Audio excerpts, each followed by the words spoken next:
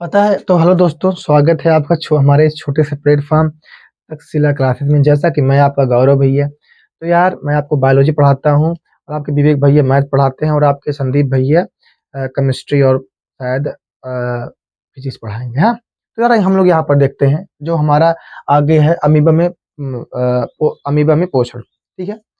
पता है, मैं इसको कम से कम 15 मिनट का लेक्चर बनाया था, वीडियो।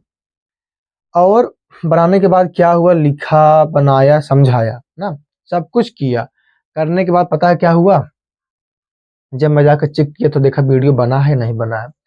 पूरी वीडियो ब्लर थी, कुछ नहीं दिख रहा था, बस मैं दिख रहा था, रेड कलर का टी शर्ट पहना हूँ और ये कुछ दिख नहीं रहा था, व्हाइट कलर का बोर्ड दिख रहा था। पता है, और कभी कभी क्या होता जानते हो, वीडियो बना देते हैं और ये माइक बंद रहता है, आवाज ही नहीं आती उसमें। बहुत यार मेहनत करते हैं, आप लोग यार थोड़ा सपोर्ट करो। तो देखो क्या होता है, ये बहुत दिक्कत हो गई अब यार। देखो अमीबा में पोषण क्या होता है, अमीबा जो होता है वो सिंगल सेल होता है और क्या होता है, अस्थायी होता है, मतलब फिक्स्ड नहीं होता है, अनफिक्स्ड होता है। ठीक है। और क्या होता है, और जो ये आपका अमीबा में पोषण होता है, ये एक कोश की होता है, आप लोग जानते हो, सिंगल सेल्ड होता है। और इसका जो संरचना होती है, कुछ कुछ अंगुली नुमा संरचना होती है। ठीक है, अंगुली नुमा संरचना होती है। और जब ये अपने खाद्य पदार्थों को देखता है कि ये मेरे खाने के लिए चीज है, तो ये उसको घेर लेता है, घेर के अपने कब्जे में ले लेता है। उसके बाद ये फिर खाना पीना खाना शुरू कर देता है। देखो क्या होता है, पहले अमीबा में पोषण। अमीबा अपनी एक कोशिकीय, देखो है ना, एक कोशिकीय सतह से अंगुली अंगुली जैसी अस्थायी संरचना होती है। कैसी होती है, अस्थायी होती है, मतलब कोई फिक्स्ड शेप नहीं होता है, इरेगुलर शेप होता है, मान लो अस्थायी होती है, तथा भोजन को ग्रहण करता है। और ये भोजन को क्या करता है, ग्रहण करता है। यह संरचना भोजन के करोड़ों कणों को घेर लेता है। मान लो ये भोजन का कण है, देखो खाद्य पदार्थ है, इसको क्या कर लिया, ये घेर लिया। हाँ, घेर लेती है तथा संगलित तो होकर खाद्य रितिका बनाती है। क्या होती है ये, देखो ये क्या बनाती है, जब ये भोजन कणों को घेर लिया तो इसको संगलित करके क्या बना लिया, खाद्य रितिका बना लिया। हाँ, ये आपका क्या हो गया, अमीबा में पोषण हो गया। ठीक है दोस्तों। और देखो अमी क्या होता है अमीबा में, पहले पहले ये कोशिका झिल्ली होती है। उसके अंदर क्या होता है, एक केंद्रक होता है। केंद्रक में जो अंदर है, कुछ डॉट डॉट स्ट्रक्चर बने हुए हैं, उसको क्या बोलते हैं, कोशिका द्रव्य बोलते हैं। अब देखो ये जो पादाप है, पादाप में क्या होता है आपका ये इसको हम बोलते हैं सूडोपोडिया। सूडोपोडिया होता है। ठीक है। यही क्या करता है, खाद्य पदार्थों को अपने अंदर लेता है। ये सब कुछ काम करता है, या जाकर ऐसे संग्रहित हो जाएगा, मिल जाएगा। फिर तब क्या बन जाती है आपका खाद्य रिक्ति क्या बन जाती है। ठीक है। तब 1 मिनट रुको, कुछ आवाज आ रही है बाहर से।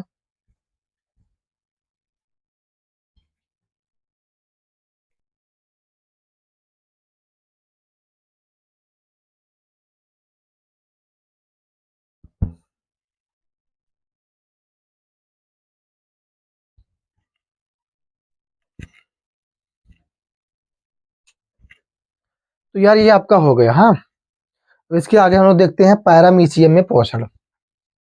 ये भी आपका एक कोश की होता है, पैरामीशियम भी आपका एक कोश की होता है। चलो मिटाते हैं इसको। हाँ,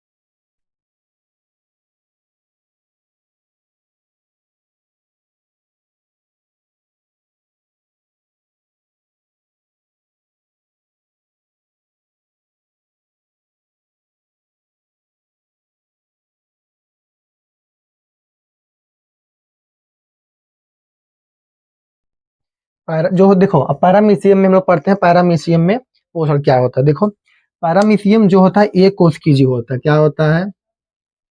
पैरामीशियम।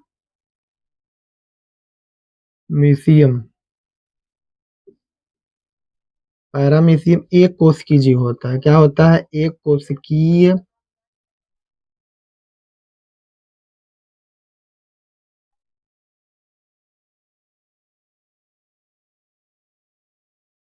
पैरामीशियम एक कोशिकीय जीव है। पैरामीशियम जो होता है एक कोश की जीव है। क्या है? पैरामीशियम एक कोश की जीव है। इसकी कोशिका एक निश्चित आकार की होती है। देखो, जो हमारा अमीबा था उसमें क्या था? जो अमीबा था उसमें अमीबा में जो कोई निश्चित आकार का नहीं था ना, वो मतलब इरेगुलर था, टेढ़ा मेढ़ा कैसे भी करके था, फिंगर की नुमा संरचना थी, मतलब अंगुली नुमा संरचना थी। और जो आपका पैरामीशियम होता है, पैरामीशियम जो होता है आपका, वो उसका एक निश्चित आकार होता है ना, पैरामीशियम का एक निश्चित आकार होता है। इसकी इसकी कोशिका मतलब क्या होता है? देखो, पैरामीशियम एक कोश की जीव है और इसकी कोशिका का एक निश्चित आकार होता है। इसकी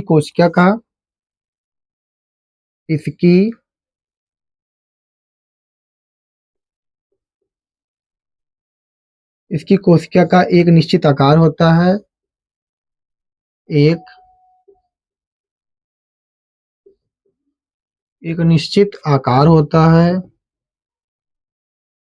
एक निश्चित आकार होता है। देखो, पैरामीशियम एक कोश की जीव है। इसकी कोशिका का एक निश्चित आकार होता है। और अगर कोई पूछे पैरामीशियम का शेप कैसा होता है, आप क्या बताओगे? चप्पल नुमा संरचना, मतलब स्लीपर जैसा संरचना होती है हमारा पैरामीशियम का। ठीक है? कैसी होती है? चप्पल नुमा संरचना होती है पैरामीशियम का। ठीक है?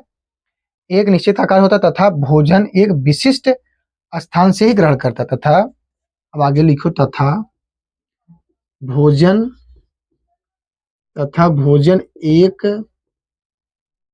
तथा भोजन एक निश्चित तथा भोजन एक विशिष्ट तथा भोजन एक देखो क्या हुआ?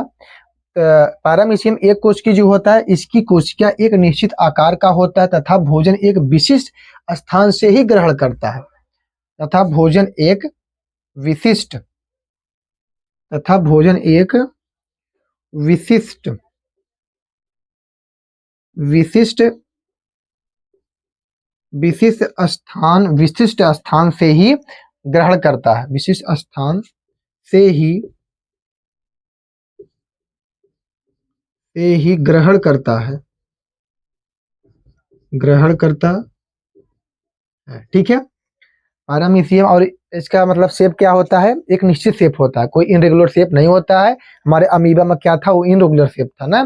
और भोजन कहीं से भी अपने क्या बोलते हैं उसको, पादाप से कहीं भी वो भोजन ले लेता था। ठीक है? और जो पैरामीशियम होता है उसका शेप फिक्स्ड होता है, एक निश्चित आकार का होता है तथा भोजन एक विशिष्ट स्थान से ग्रहण करता है। अब हम क्या लिखते हैं? पैरामीशियम का हम शेप बना देते हैं बढ़िया सा एक। ठीक है? देखो, पैरामीशियम का शेप कैसा होगा, आप लोग कुछ मान लो ऐसे, और कैसे होगा? हाँ,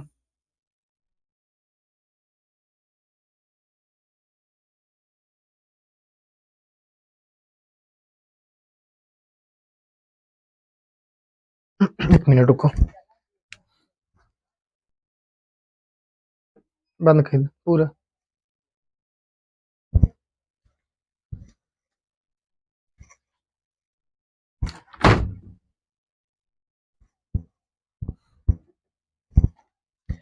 देखो, मान लो ये आपका चलो शुरू करते हैं यार, घर के कोई आ गए थे दादाजी रूम में। तो चलो देखो, ये आपका हो गया क्या? पैरामीशियम। ठीक है ना? और इस पर क्या होता है? पैरामीशियम हो गया आपका।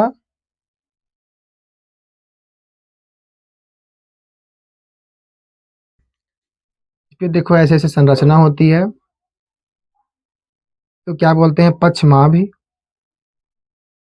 क्या बोलते हैं इसको? पक्षमा भी। ठीक है? क्या बोलते हैं? पक्षमा भी बोलते हैं। ठीक है।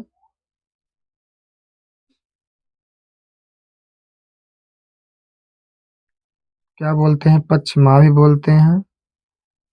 ठीक है। क्या? ठीक है। और मान लो आपके यहाँ पर एक फूड हो गया, ठीक।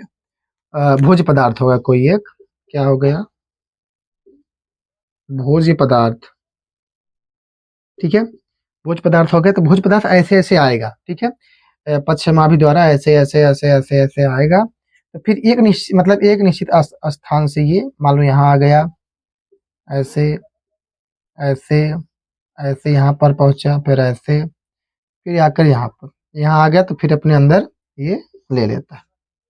इस प्रकार पैरामीशियम में पोषण होता है, ठीक है। तो आपका ये हो गया पैरामीशियम में पोषण। अब इसके बाद हम लोग पढ़ते हैं पाचन। ठीक है, क्या पढ़ते हैं? पाचन के बारे में। चलो।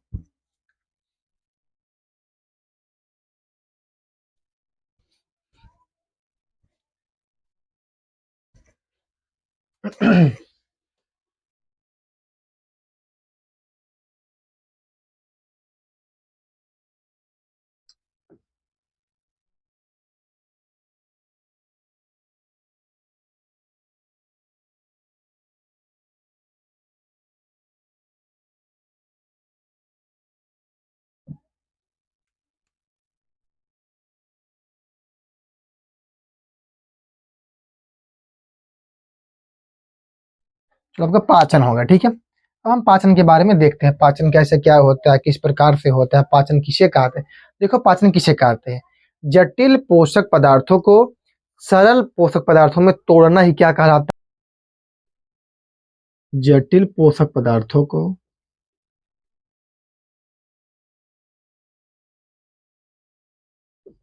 जटिल पोषक पदार्थों को जटिल पोषक पदार्थों को अवशोषण योग्य, क्या?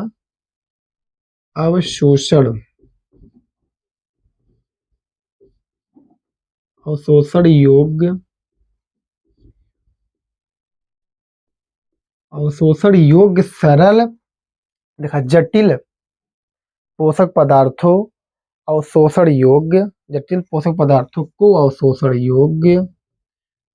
योग्य सरल रूप में परिवर्तित करना, सरल रूप में परिवर्तित करना, क्या करना? परिवर्तित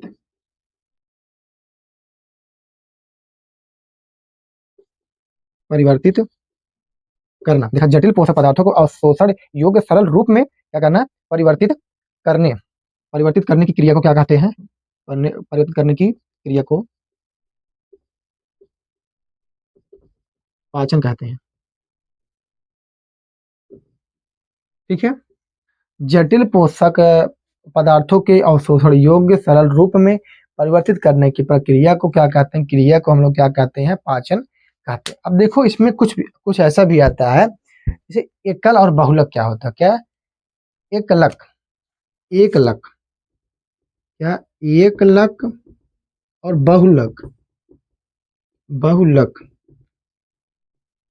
एकलक और बहुलक। देखो, एकलक मान लो क्या होगा, कोई आपका मतलब ये शरीर किससे बना है? हमारी शरीर किससे बनी है? आप लोग बोलोगे कोशिका से, मतलब एक कोश, मतलब एकल मतलब एक चीज, क्या हो?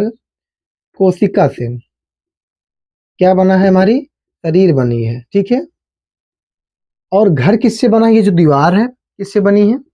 दीवार ईंट से बनी है ना? क्या? ईंट से क्या बनी है? घर बना है। घर लिख दिया मैं, घर। ईंट से क्या बना है? घर बना है, ठीक है। एकल बहुलक होता है। अब देखो क्या होता है, कार्बोहाइड्रेट। कभी कभी कभी पूछा जाता है, कार्बोहाइड्रेट का बहुलक बताओ। और किसका बहुलक? कार्बोहाइड्रेट का बहुलक, और प्रोटीन का बहुलक, और वसा का बहुलक। तो हम लोग इसको लिखते हैं। सबसे पहले किसका हम लोग लिखते हैं बहुलक? कार्बोहाइड्रेट का बहुलक इसे हम लोग कहते हैं, ठीक है। उसको लिख देते हैं, और प्रोटीन का, फिर और वसा का।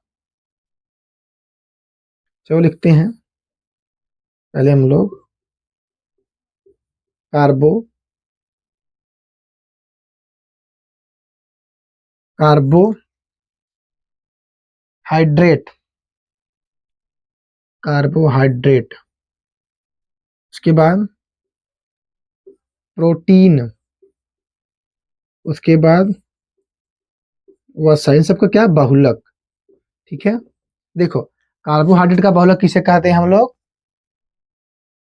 सैकेराइड। किसको बोलते हैं हम लोग?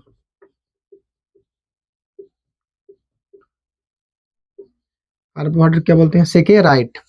क्या हो गया? सेकेराइड। सेकेराइड है, सेकेराइड, सेकेराइड है। ठीक है, और प्रोटीन का बहुलक किसे हम लोग कहते हैं? अमीनो अम्ल। क्या?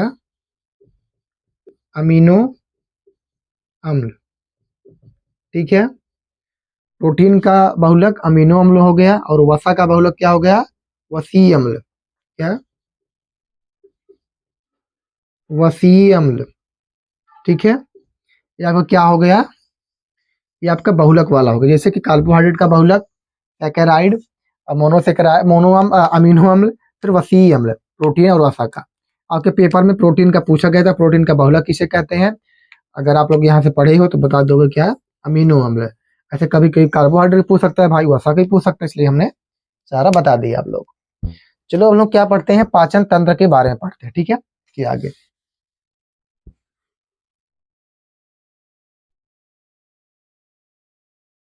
पाचन तंत्र।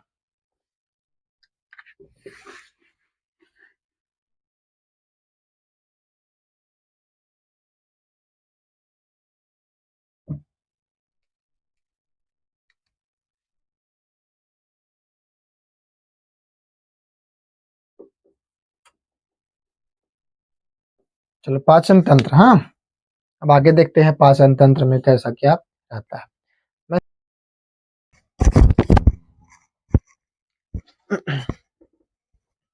चलो यार, देखो यहाँ तक मैंने बनाया लगभग। आप लोग समझ रहे हो क्या है ये पाचन तंत्र? इससे हम लोग लिख के अच्छे से समझाते हैं। देखो पहला आपका क्या है? मुख गुहा है। ठीक है, मुख गुहा और मुख, ये सब है। थोड़ा मैं इंक डाल लूँ ब्लू वाले में, ब्लू वाले में इंक नहीं है। ठीक है, एक मिनट। चलो देखो क्या है पहला आपका, ये यहाँ पर मुख गुहा हो जाएगा। उसके बाद यहाँ मुख हो जाएगा ग्रास नली। चलो लिखते हैं पहले क्या? मुख गुहा। और यहाँ पर क्या हो गया आपका? मुख हो गया ना। अभी आपका क्या है? ग्रास नली। ठीक है,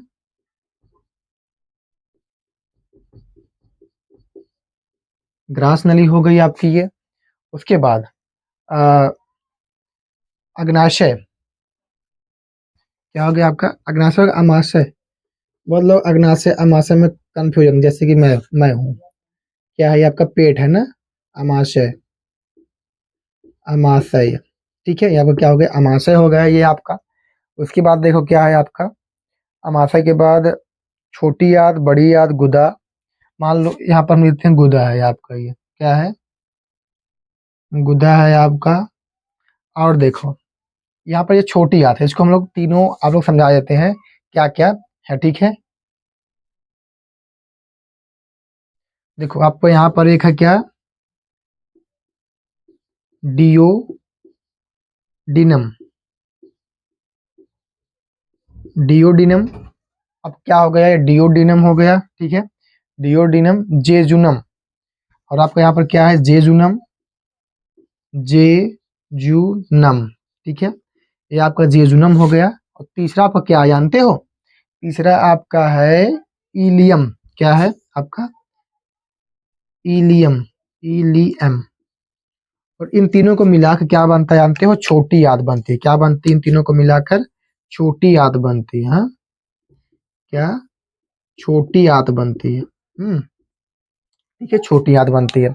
और यहाँ पर भी तीनों को मिलाकर बड़ी आंत कैसे बनती है? देखो पहला क्या है? क्लोन है। पहला पर क्या है? कोलोन।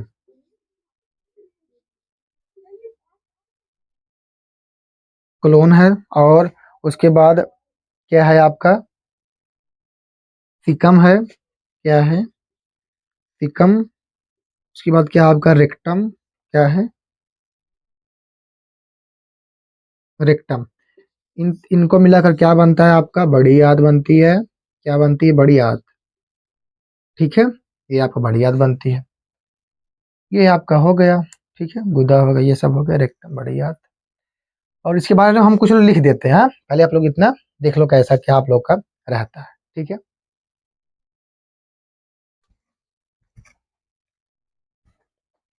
चलो यार, इसके बाद हम लोग इसके बारे में कुछ हम लोग लिख लेते हैं, ठीक है।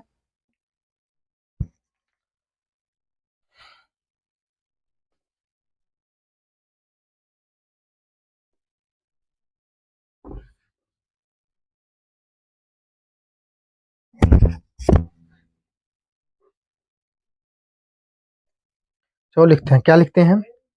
मानव शरीर में क्या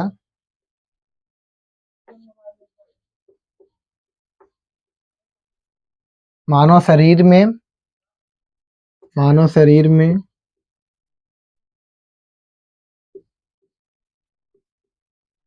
आहार नाल क्या होता है? मानव शरीर में आहार नाल 9 मीटर, कितनी मीटर की होती है? 9 मीटर या 25, क्या बताओ? आप लोग जानते हो कुछ नहीं?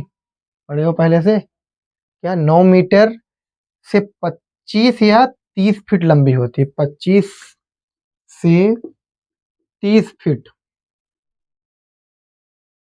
30 फीट लंबी होती है। क्या होती है? लंबी होती है, लंबी होती है, ठीक है। मानव शरीर में आहार नाल 9 मीटर या 25 से 30 फीट लंबी होती है, ठीक है।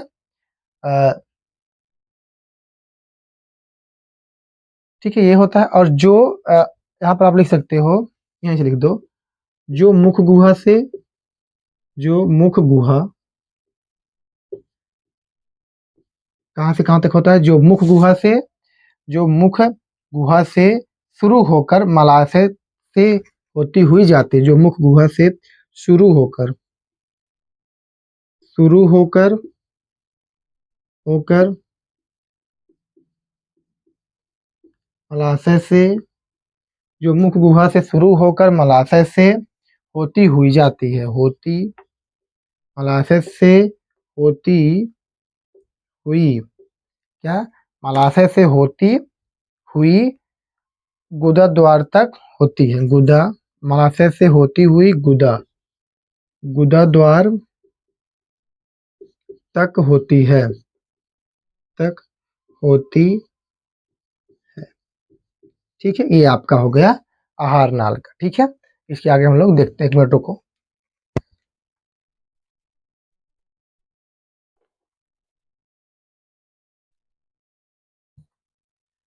चलो यहाँ तक हम लोग पढ़ लिए। इसके आगे हम लोग पढ़ते हैं क्या मुख गुहा क्या होता है। इसके आगे हम लोग नेक्स्ट लेक्चर में देखते हैं। तो आप लोग बने रहो इस हमारे छोटे से प्लेटफॉर्म तक शिला क्लासेस में। तो जय हिंद दोस्तों।